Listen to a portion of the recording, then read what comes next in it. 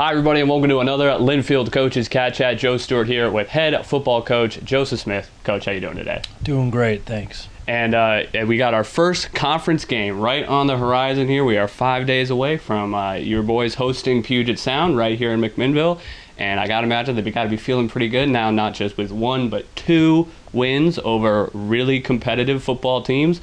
We saw the 21-3 shutout, or not shutout, but near shutout of the Redlands Bulldogs here in McMinnville a couple weeks ago, and man, did the defense look good. They allowed less than 90 yards of total offense, only 4 first downs all day. Seemed like Coach Vaughn called a terrific game.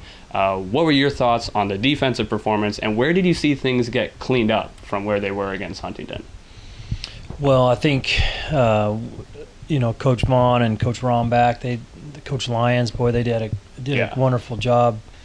Schematically, I think they're good coaches, and they had a great plan. And then our guys went out and executed the plan, and I think they took away, what Redlands did well, forced them into some uncomfortable positions, and then were able to really come after the quarterback with that great pass rush, and I think, that spells for a long day, and certainly you saw that play out. Yeah. And then, with that, we saw some, not just on the pass rush from the front four, but we saw some great performances out of those linebackers. Blake Rybar and Logan Carr, both in their first years as starters, alongside the Rover B.G. Weatherby, who obviously got plenty of shine last year, too. But Rybar and Carr in particular have been big impact players. They've been the 2 tackle leaders in both games this year. Rybar coming up Defensive Student Athlete of the Week. What have you thought from their performances? We talked about at the beginning of the year. You saw some turnover there. There was a lot of depth last year, but there was also plenty of guys who graduated from that LBC. What have you liked out of those two?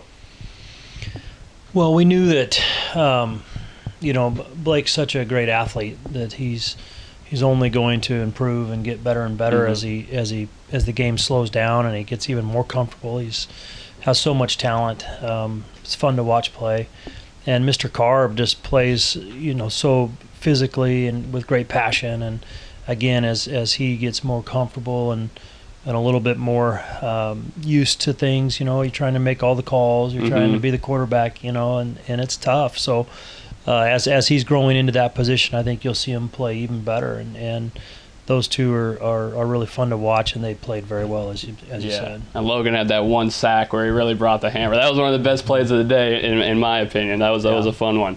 All right, so now switching gears offensively. Over the past couple of years, you guys have been a pretty pass-focused team. But on Saturday, or two weeks ago now, against Redlands, 50 rushing attempts is actually the most times you've ran the ball in a single game since 2017. Obviously, you got Connor McNabb back, and he showed how valuable he is in that ground attack. But how much of that was game script? How much of it was kind of your plan of attack going in? And how much of it was still trying to let your young quarterback still kind of get comfortable out there? I think maybe it was all the above. As you mentioned, in 2019, we led the entire country in passing, and that was, it's fun. That was a neat accomplishment. 2021, I think we were it's probably one of the best offenses I've seen us have, and the reason was I think we were more balanced and we could run the football, and so I think we really wanted to establish that and get back to being able to run the football a little bit more, and so I think that was intentional, and certainly as the game developed, just the way our defense was playing, it pretty much really didn't give them a chance to get back into it. I haven't seen us, take 40 minutes of time of possession in a long time, and that's kind of fun to have. Kept our defense fresh and let them do what they do. It was pretty impressive, especially the way that the team was able to really salt it away in that fourth quarter. I think we probably got the ball around 11 minutes left in that fourth quarter, and didn't give it back until the end of the game. Maybe it was more like 8 or 9, but still very impressive. Sure. And then with that, we saw Blake handle plenty of that running game. We talked about it a little bit, but how do you see him developing as kind of a dual threat quarterback going forward?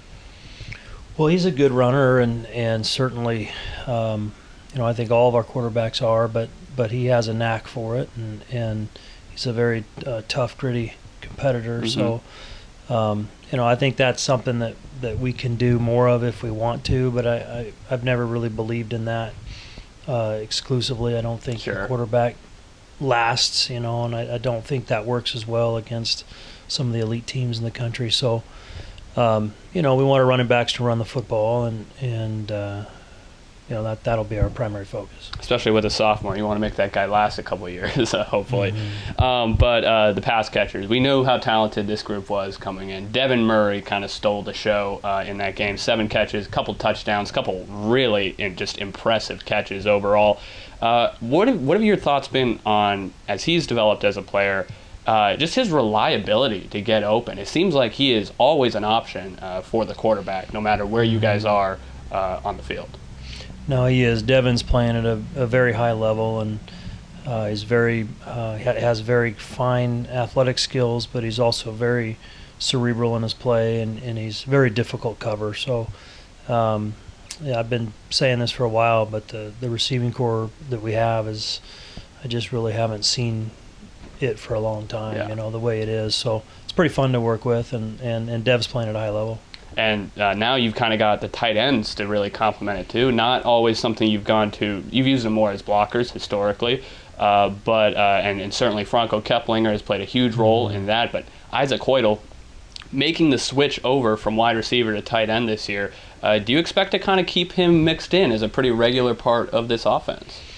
Well, he's a very good receiver, and he's a good blocker as well. So I think the tight end positions, it's nice to be able to use a couple tight ends. You can run the ball a little bit more effectively. That's obviously something we did, and I see that being a big part of what we do, as well as our 2 back sets and our 3 receiver sets too. So it's a nice problem to have, but we have a lot of good players. Yeah.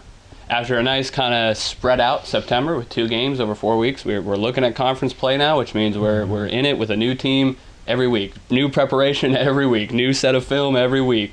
How do things change as you're getting ready for Puget Sound this week from September to October, and you start shifting your attention to these teams that you play year in and year out, whereas certainly in a case like Huntington, a team you didn't know at all, just what is the preparation like in conference play compared to non-conference?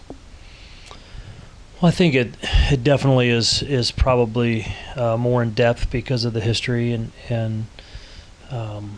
you don't just look at the 2 games or 3 games that you maybe have from this year. You're going back a year or 2 or more in some cases, I guess. But the more familiar you are with an opponent, I guess the deeper the level of game planning would be, just because you have much more history and the counters to the counters and all of that. So we're excited. We're the couple week breaks were tough on us in all reality. Our guys want to play, and so we're super excited just to get back into game week and get a routine that's not broken up by a bunch of pauses. So I know we're excited to get after it again. Absolutely makes sense. And then of course that chess game, when you're going against somebody you've played chess against before, certainly gets a little bit more complicated. Once again, the Wildcats are hosting again this weekend as they open Northwest Conference play against the University of Puget Sound Loggers here in McMinnville. Kickoff at 1:30, and we'll, of course, have live coverage for you on the Linfield Sports Network and Portland's CW. Coach, thanks for the time and good luck. Thank you.